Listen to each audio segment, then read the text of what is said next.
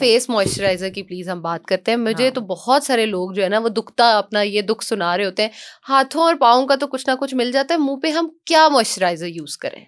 एक वो ब्लू सी क्रीम आती है ना, लोग उसी को कह रहे थे मैं ये लगा लूं। मैं कह रही हूं मैं तुम्हारे डर्मेटोलॉजिस्ट से पूछ के बताऊंगी। देखिए वो ब्लू क्रीम हो गई या बहुत सारी और हैं, but they are lipid rich. Yes, वो बनी है ड्राई स्किन के लिए ना, एक्सट्रीमली ड्राई स्किन के लिए। अब वो क्रीम बनाने वाले को नहीं पता था कि ये एक्नी वाला बंदा भी लगा सकता है, हाइपरसिबोरिया का बंदा भी लगा सकता है, जिसके ऑयल ग्लैंड्स बहुत सारे हैं, जो चिकनी जिल्द का मालिक है।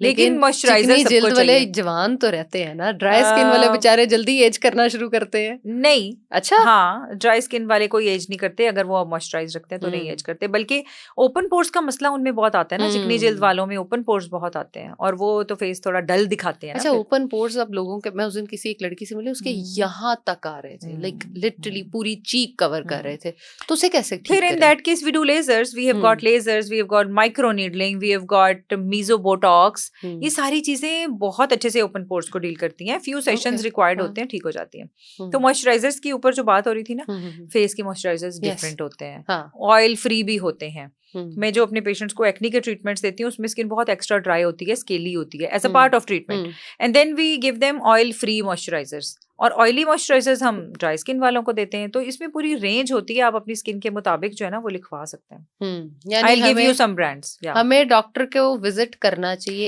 एक दफा तो कर ले कम से कम, एक दफा करने, उससे सर्दियां गर्मियां बाहर सब लिखवा ले। हाँ, दैट्स ट्रू। मतलब लोगों को ये मुश्किल लग रहा होता है ना विजिट करना, जाना। अच्छा डॉक्टर साहब, आप बड़ी एक गवर्नमेंट में भी प्रैक्टिस कर रही होती है, तो जो वहां पे पेशेंट्स आते हैं जो प्राइवेट में आते हैं, क्या फर्क है उनमें दोनों जितना में? जमीन और आसमान का फर्क है। Oh my God. बहुत फर्क है। प्राइवेट में जो पेशेंट आता है ना, ही और शी इज रेडी टू पे, well aware, he is well aware, he is, वो गूगल भी काफी हद तक करके आया होता है, वो क्वेश्चन भी कर रहा होता है, वो हमें ज्यादा तंग करता है, वो नॉक ज्यादा करता है, लेकिन वो थोड़ा अवेयर होता है और उसको सेंस होती है थोड़ी सी। लेकिन जो गवर्नमेंट सेक्टर में पेशेंट आते हैं ना, उनको एक तो आईक्यू बहुत कम है हमारी कौम का, एजुकेशन जो है ना वो बहुत कम है, लिटरेसी रेट ही इतना कम है कि हमें समटाइम्स ये बताने में दिक्कत हो रही होती है कि इस गोली को 2 बार खाना है, यही नहीं समझ आ रहा होता कि ये गोली दिन में 2 बार खानी है, 10 दफा ये पूछ रहे होते हैं। प्लस जो इम्पोर्टेंट मेडिसिन टू कंट्रोल छोटी सी बीमारी, फंगस, वो अफोर्ड नहीं कर पाते हैं। आपको मैं सैड स्टेट ऑफ अफेयर्स बता दूं कि पब्लिक सेक्टर हॉस्पिटल में जितने भी पेशेंट्स हमारे पास आते हैं उनमें से 60 to 70% ऐसे हैं जो दवाई अफोर्ड नहीं कर सकते हैं। एंड देन वो पूछ रहे होते हैं कि 200 रुपए की आ जाएगी दवाई, या 1000 की अंदर की सारी दवाई आ जाएगी। लेकिन मुझे पता है कि एक एवरेज प्रिस्क्रिप्शन जो है वो 2 से 3 हजार मिनिमम मांगता है, तो वो उनके पास नहीं होता है। Whatever is available in the सरकारी setup in government hospitals we do give them, but that's not adequate for them. तो ये बहुत फर्क है सरकारी लेवल पे काम करने में और प्राइवेट काम करने में। तो और कैसे मैनेज करती हैं खुद? बस वो बटन होता है मॉर्निंग में वो switch on end of, yes, private में वो स्विच ऑफ करते हैं। अच्छा डॉक्टर साहब, आप पहले एक बात कर रही थी हम पॉडकास्ट से पहले कि बहुत सारे लोग अपनी बीमारी को इतना खराब करके आते हैं, तो उनको कैसे सेल्फ अवेयर हम कर सकते हैं कि भाई घर पे मत रहो, डॉक्टर के पास आओ? इसके लिए क्या आप काम भी बहुत कर रही हैं, तो कुछ हमारे ऑडियंस को भी बताएं। देखिए इसमें ना पाकिस्तान में मैंने ये देखा कि हेल्थ को ना हम प्रायोरिटाइज नहीं ना कर रहे, तो हम अर्ली एज पे प्रायोरिटाइज नहीं कर रहे, अर्ली स्टेज पे, और in the end we end up giving more, we end up spending more, and we end up losing health, we end up losing lives. ये मैंने बहुत देखा है। अभी पिछले दिनों I saw a death of a 4-year boy जो कि घर में 10 दिन से सिक था, उसकी बॉडी के ऊपर पूरी इरप्शन थी, एंड घर वालों ने कहा लाकड़ा काकड़ा है मत लेकर जाओ, खुद ही चला जाएगा।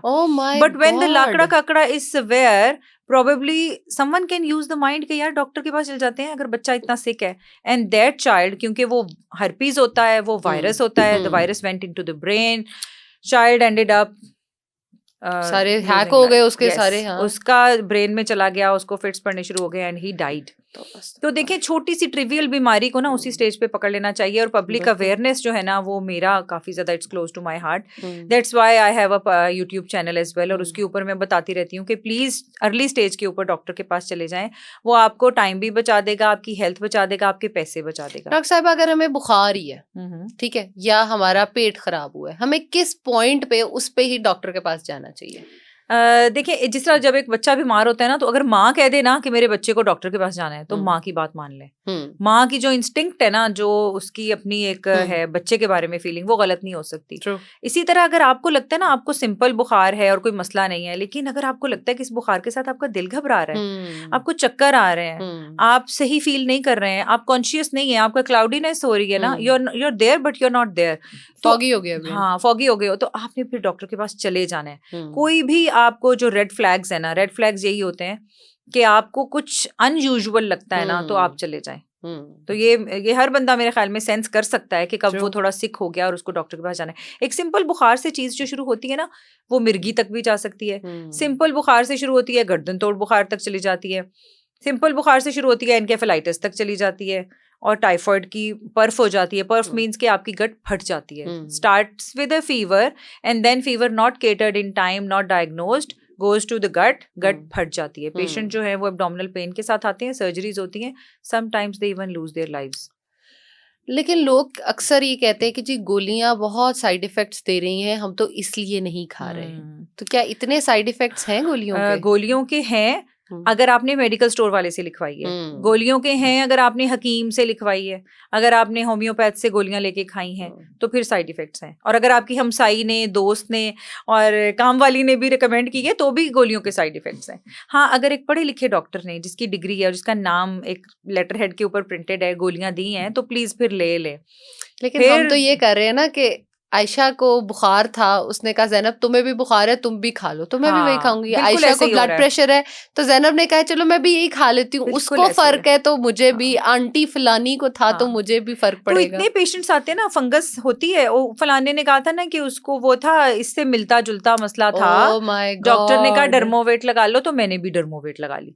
आधे से ज्यादा हमारे जो फंगस के इश्यूज है ना, वो स्टीरॉयड क्रीम लगाने से वर्स्ट होके हमारे पास आते हैं। जैसे अब सर्दी है तो बहुत सारे लोगों के पाँव में फंगस बहुत ज्यादा होगा, तो उसकी क्या ट्रीटमेंट? तो प्लीज बेटनोवेट ना लगाएं। हाँ ट्रू।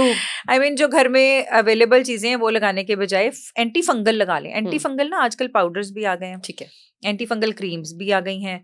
सबसे पहले तो मैं कहूंगी अपने पाँव भी धोएं और अपनी धुली हुई सॉक्स पहने, धुले हुए जूते साफ पहने और फिर टेक केयर करें। और अपने जूतों को धूप लगवा लें। हाँ, और अगर बहुत पुराने जूते हैं और आपके पाँव को फंगस है तो जूते फेंक दें। True, please. पुराने जूते फेंक भी दें। और अगर फंगस है तो नंगे पाँव ना फिरें ताकि बाकी लोग बच जाएं। ट्रू। और अगर नाखून में फंगस है तो अपना नेल कटर अलग कर लें। और अगर आपको फंगस है तो आपके कपड़े अलग धुल जाएं ताकि बाकियों को ना लगे। छोटे स्टेप्स हैं। हाँ, क्योंकि हमारे पास फैमिलीज आती है ना, एक मसले की फैमिली आ रही होती है, इसको भी है, उसको भी है, उसको भी है।